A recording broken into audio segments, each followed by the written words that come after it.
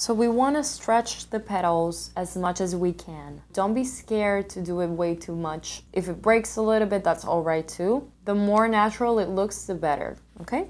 So just put your finger on the center, so that way they don't actually break from the center of the other petals.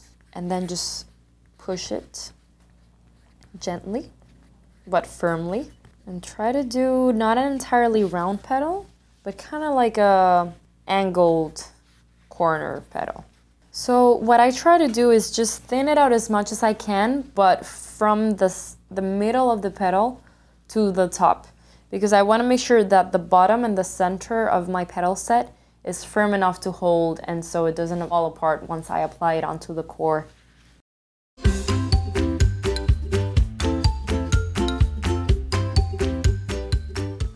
So this is one of those things where you say like, oh, it broke, and then you go ahead and throw it away. No, with sugar flowers, you don't have to worry about that, because they're so different and they're so freestyle that you can just play around and just stick it back together and make it work, okay? So I'm gonna go ahead and take some of my egg white and paint on the center and the sides of the petals and the top.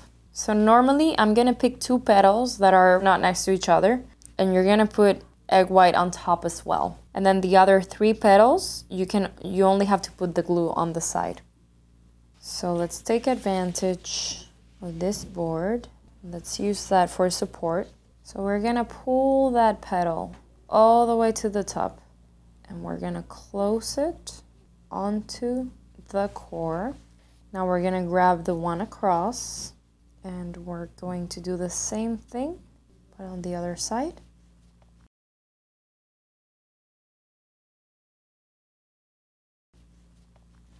Okay, so at this point, it doesn't really matter which petal you do next. Just make sure that whatever petal you do, you leave room to insert the other petal.